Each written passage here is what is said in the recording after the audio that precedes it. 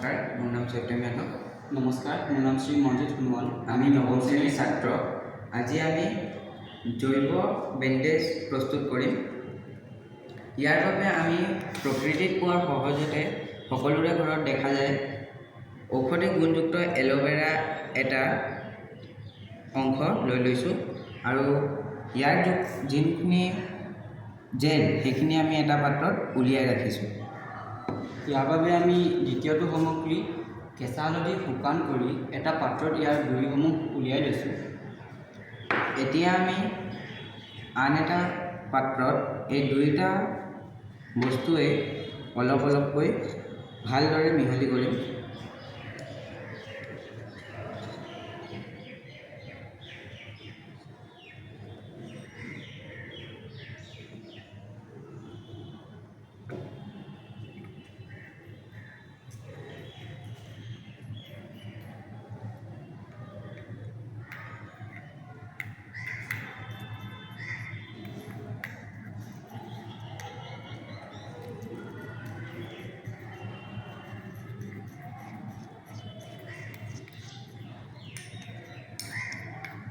এই পেষ্টটো ৰেডি হোৱাৰ পিছত আমি এটা কপাহৰ টুকুৰা ল'ম, য'ত আমি এই পেষ্টটো ভালদৰে লগাম। ভালদৰে এই কপাহৰ টুকুৰাটোত এইখিনি লগাব লাগিব।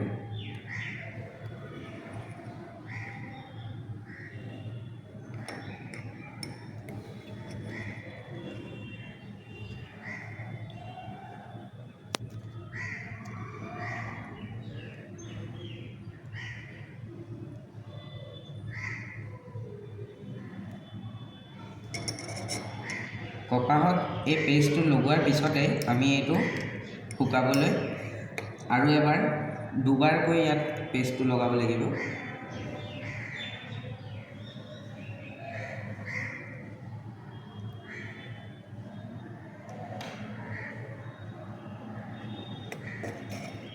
কপাহত এই পেষ্টটো আৰু এবাৰ লগাব লাগিব, কাৰণ এইটোৱে আমাক ঠিক কৰাত সহায় কৰিব।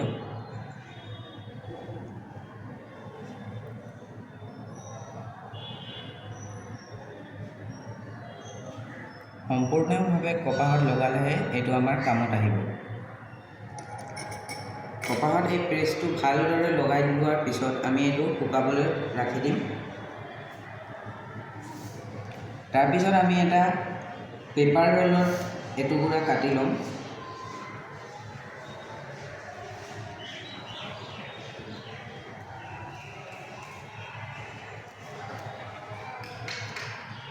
শুকাই যোৱাৰ পিছত আমাৰ যোনটো বস্তু সেইটো আমাক দেখুৱাত এনেকুৱা ধৰণৰ হ'ব, যিটো আমি পেপাৰ ৰ'লত এইফালে লগাই দিম।